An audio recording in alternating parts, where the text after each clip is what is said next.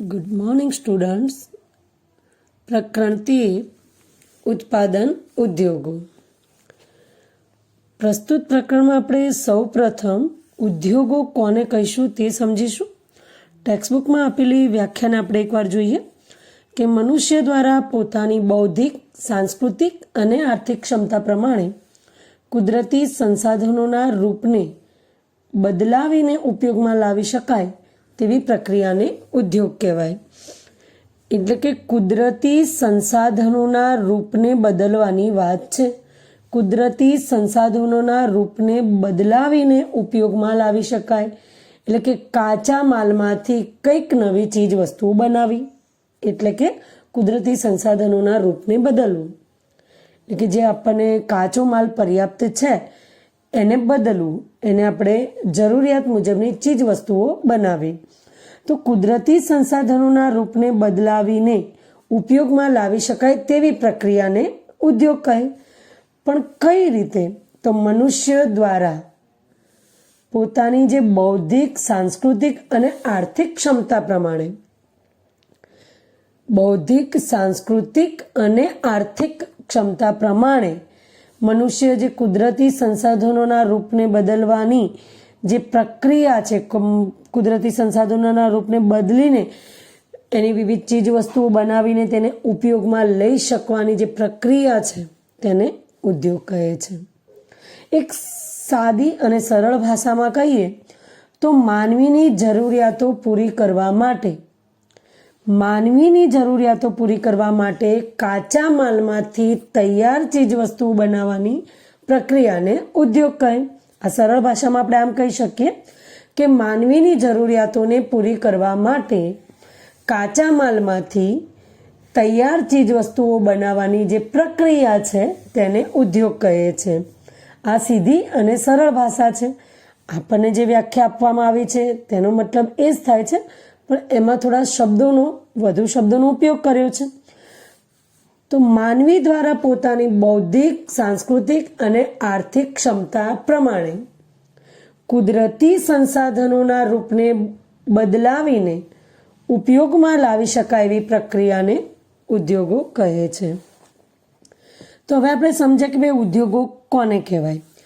તો ભારતમાં ઉદ્યોગોની પરંપરા, આપણે વાત કરીએ કે ઉદ્યોગોની પરંપરા સિંધુ ખીણની સભ્યતાથી ચાલી આવે છે, બહુ પ્રાચીન સમયથી ચાલી આવે છે। તે સમયમાં ભારતમાં સુતરાઉ કાપડ, માટીના વાસણો, કાંસાની વસ્તુઓ તથા મણકા બનાવવામાં આવતા હતા। એટલે કે એ જૂના સમયની વાત કરીએ તો એ સમયે સુતરાઉ કાપડનો ઉદ્યોગ તેમજ માટીના વાસણો, કાંસાની વસ્તુઓ, એ ધાતુ છે, કાંસાની વસ્તુઓ અને મણકા બનાવવામાં આવતા હતા। 18મી સદી સુધી ભારત વહાણો બનાવવાના ઉદ્યોગોમાં આગળ હતું। 18મી સદી સુધી ભારત વહાણો બનાવવાના ઉદ્યોગોમાં આગળ હતું। અહીંયા પણ આપણને એક લાઈનમાંથી એક પ્રશ્ન નીકળે છે, તો આપણે એ ધ્યાનથી સમજવું। ઘણીવાર એવું બને છે કે આપણે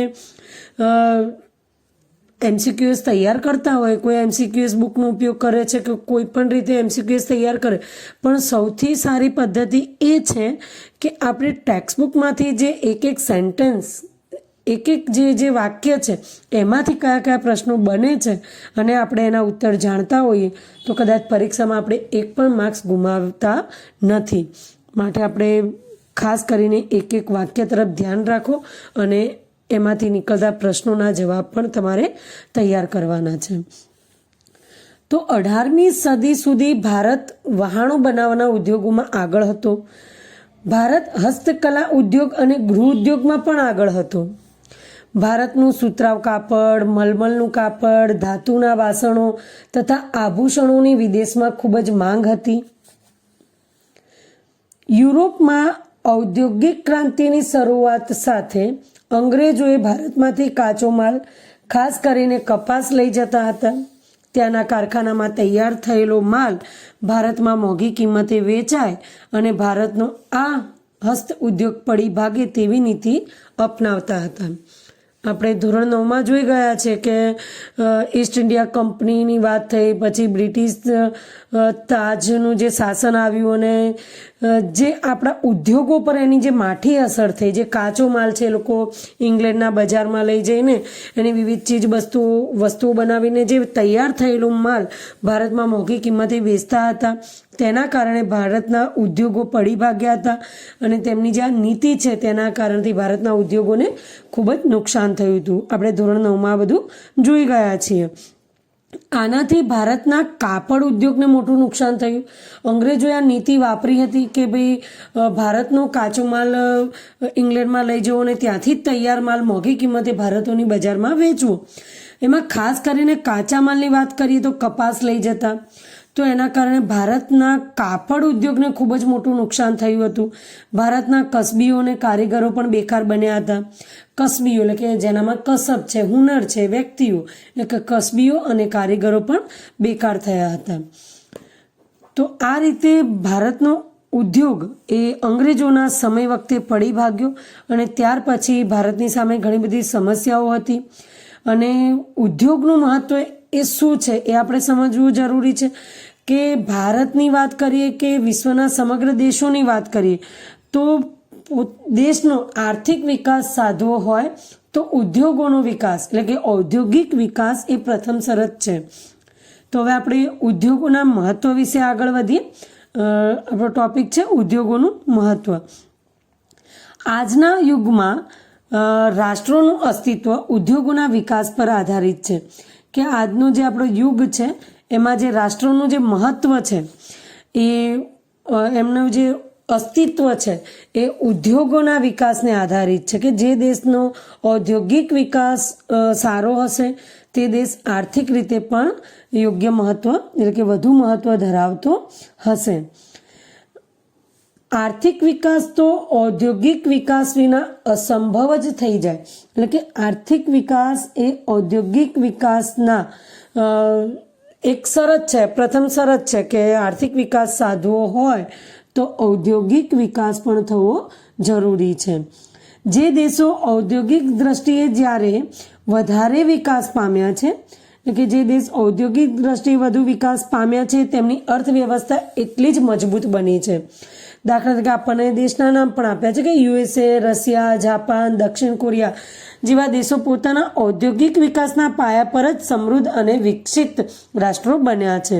એટલે કે આપણે જે તે દેશની આ વાત કરીએ છીએ કે ભાઈ USA છે, રશિયા છે કે જાપાન, દક્ષિણ કોરિયા, તો આ બધા જે દેશ છે એ એમના ઔદ્યોગિક વિકાસને કારણે જ મજબૂત બન્યા છે, સમૃદ્ધ બન્યા છે અને વિકસિત રાષ્ટ્રો બન્યા છે. અહીંયા આપણે એક વસ્તુ જાણવી જરૂરી છે. અગાઉ પણ કદાચ આપણે ચર્ચા થઈ ચૂકી હશે. ધોરણ 9માં પણ આપણે એક સામાન્ય ચર્ચા કરી છે કે ભાઈ વિકસિત રાષ્ટ્રો અને વિકાસશીલ રાષ્ટ્રો. તો વિકસિત રાષ્ટ્રો એટલે કે જે વિકાસ કરી ચૂક્યા છે, જેમના દેશના દરેક લોકોનું જીવન ધોરણ પણ ઊંચું છે, દરેક લોકો પ્રાથમિક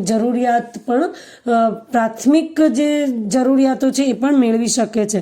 એટલે કે વિકાસની ગતિમાં તે આગળ વધી ચૂક્યા છે અને વિકસિત દેશોમાં એમનો સમાવેશ થાય છે. ભારત એક વિકાસશીલ દેશ છે એટલે કે વિકાસની દિશામાં તે આગળ વધી રહ્યું છે.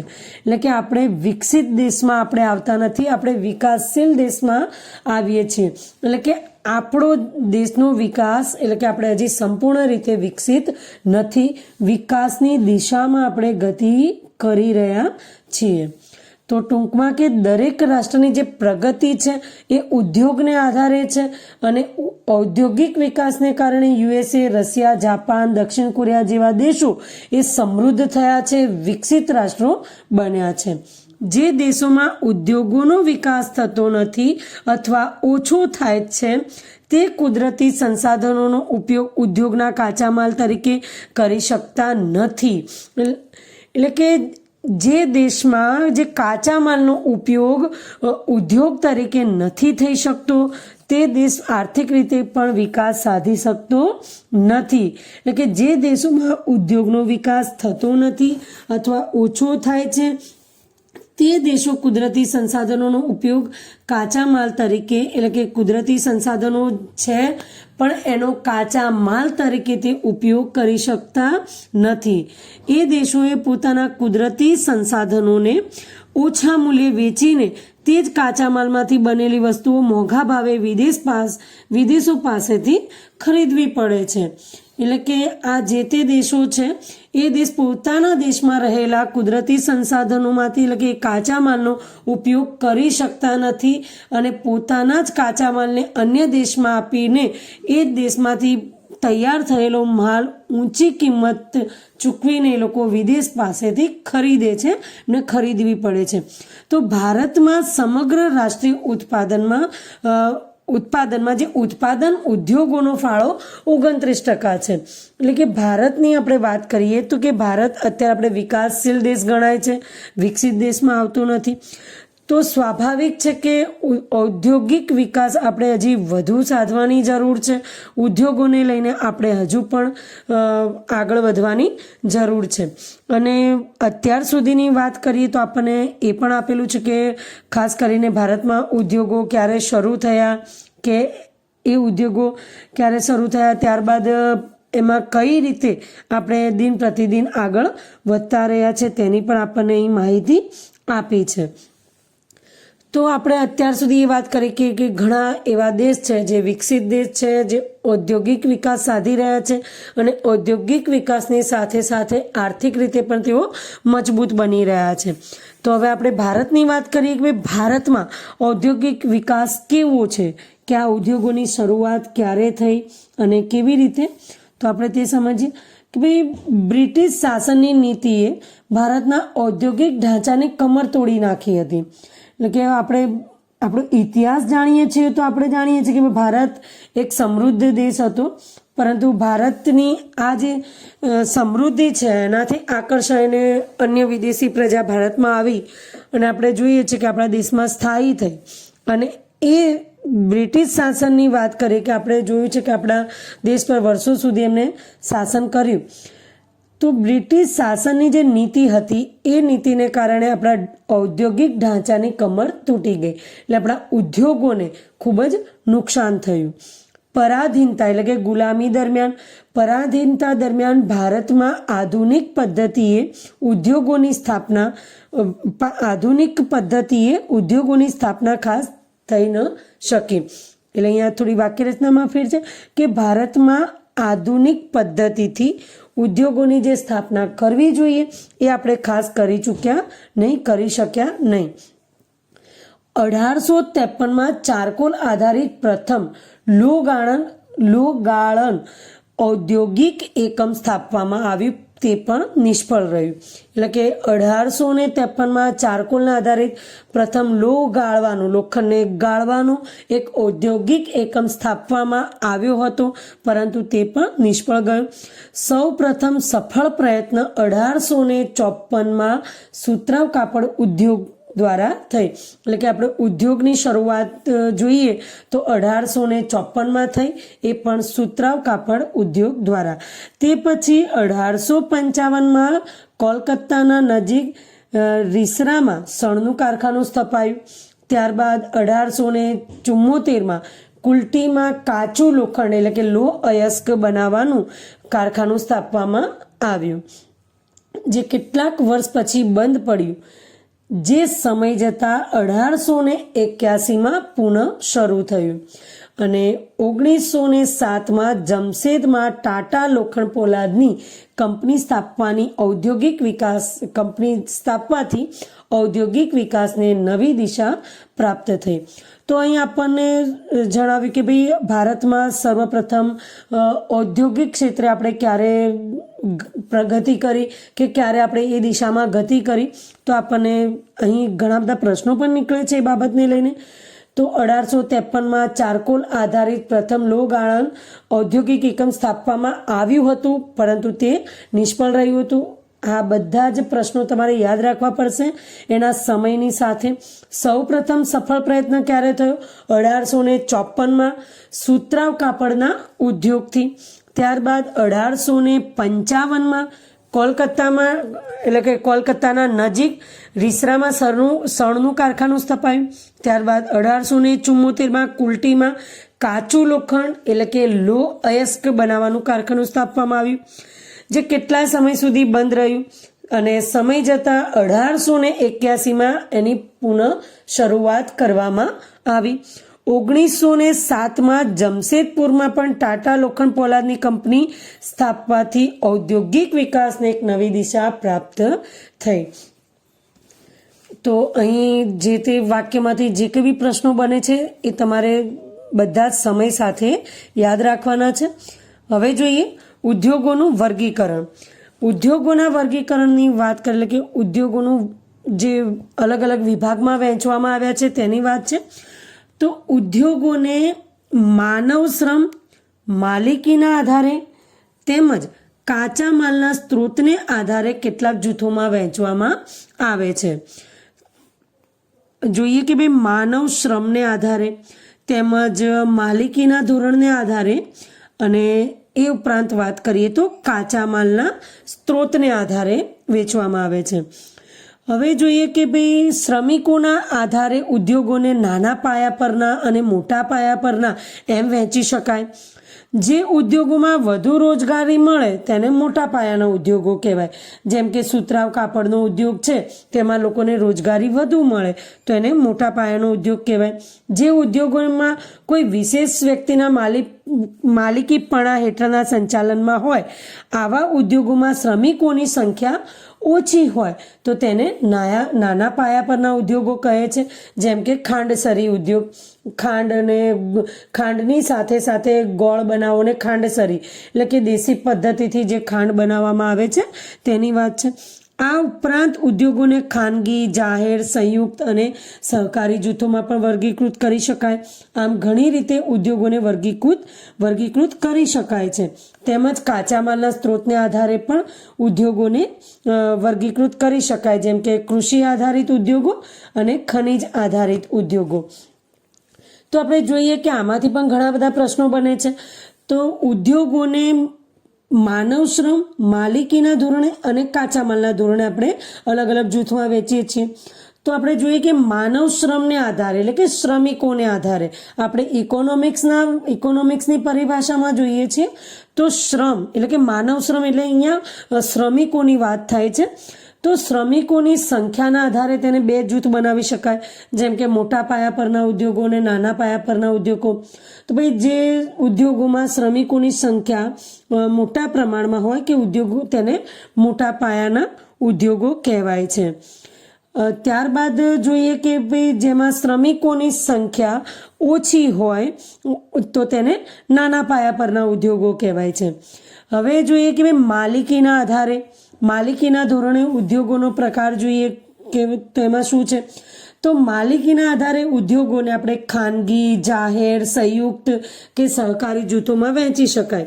જેમ કે અંબાણી, ટાટા, બિરલા, બજાજ વગેરે જે જૂથો, જે કંપનીઓના ઉદ્યોગો છે એને આપણે ખાનગી ક્ષેત્રના ઉદ્યોગો કહીએ છીએ.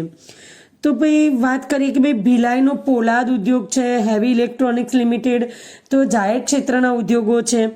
ત્યારબાદ અન્ય વાત કરીએ તો ઓઇલ ઇન્ડિયા લિમિટેડ જાહેર તેમજ ખાનગી ક્ષેત્રોનું એક સંયુક્ત સાહસ છે, જે સંયુક્ત રીતે ચાલતા ઉદ્યોગો છે. ખાંડની મિલો છે તેમજ દૂધ ઉત્પાદક ડેરીઓ છે તો એ સહકારી મંડળીઓ દ્વારા ચલાવવામાં આવે છે. તો આપણે અહીંયા જોઈએ કે ભાઈ ખાનગી ક્ષેત્રની વાત કરી તો ખાનગી તો કે ભાઈ ટાટા, અંબાણી છે, ટાટા બિરલા છે, બજાજ છે.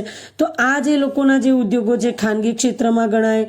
જાહેર ઉદ્યોગ ક્ષેત્રની વાત કરીએ તો કે ભાઈ હેવી ઇલેક્ટ્રિક્સ લિમિટેડ છે કે ભિલાઈનો પોલાદ ઉદ્યોગ છે તો એ જાહેર ક્ષેત્રોની વાત છે. તેમજ સહકારી જૂથોની વાતો કરીએ તો ભાઈ ખાંડની મિલો છે કે દૂધ ઉત્પાદક ડેરીઓ છે તે સહકારી મંડળીઓ દ્વારા પણ ચલાવવામાં આવે છે. હવે આપણે જોઈએ કે ભાઈ કાચા માલના સ્ત્રોતને આધારે તો કાચા માલના સ્ત્રોતને આધારે કે એને પણ કૃષિ ઉદ્યોગો અને ખનિજને આધારે એમાં પણ બે પ્રકાર છે. તો કાચા માલના સ્ત્રોતને આધારે ઉદ્યોગોને આપણે કૃષિ આધારિત અને ખનિજ આધારિત એવા બે જૂથોમાં વહેંચીએ છીએ. સુતરાઉ કાપડ, રેશમી કાપડ, શણ, ઊની કાપડ, કાગળ, ખાંડ, ખાદ્ય તેલ વગેરે જે બનાવવાના જે ઉદ્યોગો છે એ કૃષિ આધારિત ઉદ્યોગો છે. જ્યારે આપણે જોઈએ કે લોખંડ, પોલાદ, સિમેન્ટ, કાચ વગેરે બનાવવાના ઉદ્યોગો, પછી એલ્યુમિનિયમ, તાંબુ, રસાયણ, ખાતર, પરિવહન ઉપકરણો તેમજ ઇલેક્ટ્રોનિક ઉદ્યોગો છે, એ બધા ખનિજ આધારિત ઉદ્યોગો છે. તો અહીં આપણે ઉદ્યોગોનું વર્ગીકરણ જોઈ ચૂક્યા. તમારા એક નાનકડો ફકરો છે પણ એમાં ઘણી બધી વિગત છે. તમારે જોવાનું છે કે એમાં ઉદ્યોગોને કયા કયા જૂથમાં વહેંચવામાં આવે છે. ટેક્સ્ટ બુકમાં ન આપેલા કોઈ અધર એક્ઝામ્પલ જે આપણે અત્યારે ચર્ચા કરી છે, અધર એક્ઝામ્પલ પણ તમે જો લખો છો તો એ તમારો પ્લસ પોઈન્ટ ગણાય છે. તો હવે આપણે જોઈશું કે કાચા માલના સ્ત્રોતને આધારે જે ઉદ્યોગોના પ્રકાર પડે છે કે ભાઈ કૃષિ આધારિત ઉદ્યોગો અને ખનિજ આધારિત ઉદ્યોગો. તો અહીં આપણને કૃષિ આધારિત ઉદ્યોગોને અભ્યાસક્રમમાં મૂકેલા છે, તો આપણે એ તરફ આગળ વધીશું. તો કૃષિ આધારિત ઉદ્યોગો: સુતરાઉ કાપડ, શણ, રેશમી કાપડ, ઊની કાપડ, ખાંડ, કાગળ વગેરે કૃષિ આધારિત પ્રવૃત્તિથી પ્રાપ્ત થતા કાચા માલ પર આધારિત ઉદ્યોગો છે, જે ખેતી દ્વારા આપણે કાચો માલ પ્રાપ્ત કરીએ છીએ અને તેના પર આધારિત આ ઉદ્યોગો છે. તો એમાં સૌ પ્રથમ છે સુતરાઉ કાપડ. તો આપણે સુતરાઉ કાપડ તરફ આગળ વધીશું. તો હવે જોઈએ સુતરાઉ કાપડ. ભારતની ઔદ્યોગિક અર્થવ્યવસ્થામાં વસ્ત્ર ઉદ્યોગનું પ્રમુખ સ્થાન છે. આ ઉદ્યોગ લગભગ 3.5 કરોડ લોકોને રોજગાર આપે છે. એટલે કે ભારતના જે આપણે અર્થવ્યવસ્થામાં ઔદ્યોગિક ઉદ્યોગોનું સ્થાન જોઈએ તો તેમાં વસ્ત્ર ઉદ્યોગ એટલે કે કાપડ ઉદ્યોગ એ મહત્વનું છે. ભારતમાં આ ઉદ્યોગ લગભગ 3.5 કરોડ લોકોને રોજગારી આપે છે. દેશમાં સૌથી વધારે રોજગારી પૂરો પાડતો ઉદ્યોગ જો કોઈ હોય તો તે કાપડ ઉદ્યોગ છે. ચીન પછી સુતરાઉ કાપડની નિકાસમાં ભારત દ્વિતીય સ્થાન ધરાવે છે. એટલે કે ચીનના પછી સુતરાઉ કાપડની નિકાસની વાત કરીએ તો ભારત બીજા સ્થાને આવે છે. ઉત્પાદન અને રોજગારની દ્રષ્ટિએ આ ઉદ્યોગ દેશનો મહત્વનો ઉદ્યોગ છે. એટલે કે ઉત્પાદનની દ્રષ્ટિએ અને રોજગારીની દ્રષ્ટિએ કાપડ ઉદ્યોગ એ દેશનો મુખ્ય ઉદ્યોગ છે. મુંબઈમાં સૌપ્રથમ સુતરાઉ કાપડની મિલ સ્થપાઈ. એટલે કે સૌ પ્રથમ સુતરાઉ કાપડની મિલ ક્યાં સ્થપાઈ? તો કે ભાઈ મુંબઈમાં. ત્યારબાદ ગુજરાતમાં અમદાવાદમાં શાહપુર મિલ તથા કેલિકો મિલ સ્થપાઈ હતી. સુતરાઉ કાપડની મિલો શરૂઆતના વર્ષોમાં મુંબઈ અને અમદાવાદ ખાતે સ્થપાઈ. સસ્તો કપાસ, શ્રમિકોની ઉપલબ્ધિ, પરિવહન સુવિધા, નિકાસ માટેના બંદરો તથા બજાર ક્ષેત્રની અનુકૂળતાને કારણે અહીં સુતરાઉ કાપડની મિલો સ્થપાઈ હતી. એટલે કે સૌ પ્રથમ મિલોની વાત કરીએ કે સુતરાઉ કાપડની મિલો ક્યાં સ્થપાઈ? તો કે મુંબઈ ને અમદાવાદમાં. તો મુંબઈમાં સૌ પ્રથમ સુતરાઉ કાપડની મિલ સ્થપાઈ. ત્યારબાદ ગુજરાતમાં ક્યાં? અમદાવાદમાં શાહપુર મિલ અને કેલિકો મિલ સ્થપાઈ. તો કેમ ત્યાં આપણને પ્રશ્ન થાય કે મુંબઈમાં અને અમદાવાદમાં કેમ? તો ભાઈ સસ્તો કપાસ મળી રહે. ત્યારબાદ શ્રમિકોની ઉપલબ્ધિ, એટલે કે શ્રમિકો આપણને ઝડપથી મળી રહે, કે માનવ શ્રમ સરળતાથી મળી રહે. પરિવહન સુવિધા, એટલે કે માલને કે કાચા માલને લઈ જવો લાવવો એની સુવિધા. ત્યારબાદ નિકાસ માટેના બંદરોની વાત છે કે આપણે ઇમ્પોર્ટ એક્સપોર્ટ કરી શકીએ, આયાત નિકાસ કરી શકીએ. ત્યારબાદ બજારના ક્ષેત્રની પણ અનુકૂળતાને કારણે અહીં સુતરાઉ કાપડની મિલો સ્થપાઈ હતી. આજે તો સુતરાઉ કાપડની મિલો દેશના લગભગ 100 નગરોમાં આવેલી છે.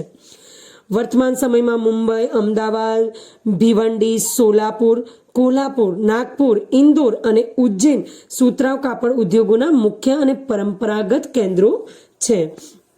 તો વર્તમાન સમયના કેન્દ્રો વિશે પણ આપણને પૂછી શકે છે. તો તમારે પ્રશ્નોના જે વાક્યમાંથી પ્રશ્ન બને છે દરેક જવાબને તમારે તૈયાર કરવો રહેશે.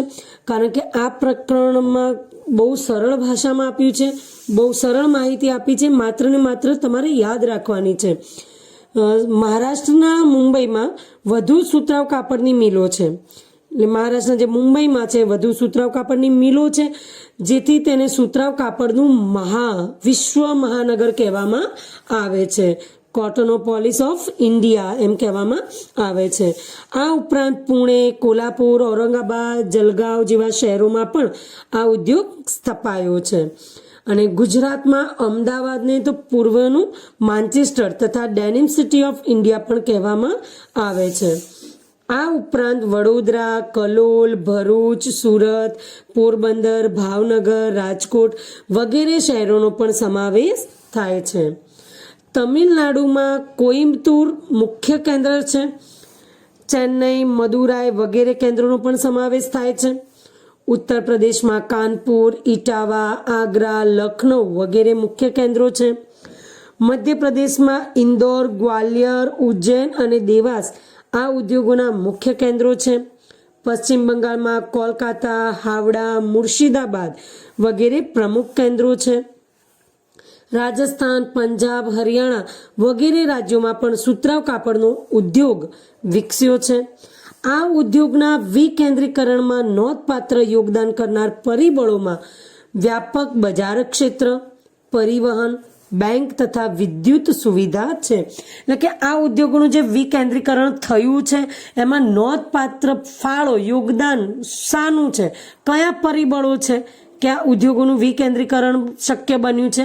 તો બજાર ક્ષેત્રના લીધે, પરિવહનની સગવડોના લીધે અને ત્યારબાદ બેંક અને વિદ્યુતની સુવિધાના લીધે આ ઉદ્યોગોનું વિકેન્દ્રીકરણ થઈ રહ્યું છે. આજે કાપડ ઉદ્યોગ ઉત્તમ પ્રકારના કપાસની અછત, જૂના યંત્રોનો વપરાશ, અનિયમિત વિદ્યુત પુરવઠો, કૃત્રિમ રેસાના કાપડની સ્પર્ધા અને વૈશ્વિક બજારમાં તીવ્ર સ્પર્ધાની સમસ્યાઓનો સામનો કરી રહ્યું છે. આજે આપણે આ વાત કરીએ કે ભાઈ કાપડ ઉદ્યોગની વાત કરીએ તો કપાસની અછત છે, એટલે કે કાચો માલ આપણને ઓછો મળે છે. જૂના યંત્રોનો વપરાશ થાય છે, આપણે આધુનિક યંત્રોનો વપરાશ હજી સંપૂર્ણ રીતે નથી કરી શક્યા. અનિયમિત વિદ્યુત પુરવઠો છે, વિદ્યુતનો પુરવઠો આપણને અનિયમિત રીતે પ્રાપ્ત થાય છે. તેમજ કૃત્રિમ રેસાઓના જે કાપડની સ્પર્ધા છે કે સુતરાઉની અંદર જે આપણે કૃત્રિમ રેસાઓનો પણ ઉપયોગ થાય છે એની જે સ્પર્ધા છે અને વૈશ્વિક બજારમાં જે તીવ્ર સ્પર્ધાનો જે સામનો છે આજે આપણે કરી રહ્યા છે. તો Bharat, Russia, United Kingdom, USA, Sudan, Nepal, Australia, France ઉપરાંત દક્ષિણ આફ્રિકાના દેશોમાં સુતરાઉ કાપડની નિકાસ કરે છે. એ પણ આપણા માટે એક સારી બાબત છે કે ભારત નિકાસ કરી રહ્યો છે. જે દેશની નિકાસ વધુ ને વધુ હોય, આયાત કરતાં નિકાસ વધુ હોય તો એ દેશ આર્થિક રીતે વધુ સક્ષમ બની શકે છે. તો આપણે કાપડ ઉદ્યોગમાં આપણે બહુ નોંધપાત્ર પ્રગતિ કરી રહ્યા છીએ. સાથે સાથે આપણે કેટલીક સમસ્યાઓનો સામનો પણ કરી રહ્યા છીએ. જેમ કે અત્યારે જ આપણે જો કે કપાસની અછત છે, જૂના યંત્રોનો વપરાશ થઈ રહ્યો છે, અનિયમિત વિદ્યુત પુરવઠો છે, તેમજ કૃત્રિમ રેસાઓના કાપડની સ્પર્ધા છે અને વૈશ્વિક બજારમાં પણ તીવ્ર સ્પર્ધાનો સામનો આજે પણ આપણે કરી રહ્યા છીએ. અને Russia, United Kingdom, USA, Sudan, Nepal, Australia, France અને દક્ષિણ આફ્રિકા જેવા દેશોને પણ આપણે સુતરાઉ કાપડની આપણે નિકાસ, દેશોમાં પણ આપણે નિકાસ કરી રહ્યા છીએ. તો અહીં સુતરાઉ કાપડ ઉદ્યોગ વિશે માહિતી આપણે પૂર્ણ થાય છે. વિશેષ માહિતી આપણે નેક્સ્ટ લેક્ચરમાં જોઈશું. સુતરાઉ કાપડ ઉદ્યોગમાં તમને જે કંઈ બી માહિતી આપી છે ખૂબ જ વધુ છે, તો એને તૈયાર કરવાની છે કે ભાઈ પ્રથમ મિલ ક્યાં સ્થપાઈ, કયા શહેરોમાં, કઈ જગ્યાએ, કે ભાઈ અન્ય જે શહેરો છે એના જે અન્ય નામ આપવામાં આવ્યા છે તેને પણ તમારે ધ્યાનમાં લેવાના છે. તમિલનાડુને લઈને કે પશ્ચિમ બંગાળને લઈને કે જે કંઈ બી નામ તમને આપ્યા છે, જે શહેરોના નામ જ્યાં કાપડ ઉદ્યોગ વિકસ્યો છે, તો એ બધા જ નામ તમારે તૈયાર કરવાના છે. કારણ કે એક પણ વિગત છોડવાની નથી. કોઈ પણ માહિતી, નાની સરખી માહિતી પણ છોડીએ અને જો એમાંથી પ્રશ્ન પૂછાઈ જાય છે તો આપણને નુકસાન થાય. એટલે કોઈ પણ માહિતી છોડવાની નથી. દરેક માહિતી તૈયાર કરવાની છે. એક નાનકડા વાક્યને પણ ધ્યાનમાં લઈને આપણે આગળ વધવાનું છે, જેનાથી આપણે સારામાં સારા માર્ક્સ મેળવી શકીએ. 10મું ધોરણ છે એ તમારે વિશેષ ધ્યાન આપવાનું છે અને વધુ ને વધુ માર્ક્સ તમારે મેળવવાના પ્રયત્નો કરવાના છે. તો હવે વિશેષ ચર્ચાઓ સાથે આપણે નેક્સ્ટ લેક્ચરમાં મળીશું. ત્યાં સુધી રજા.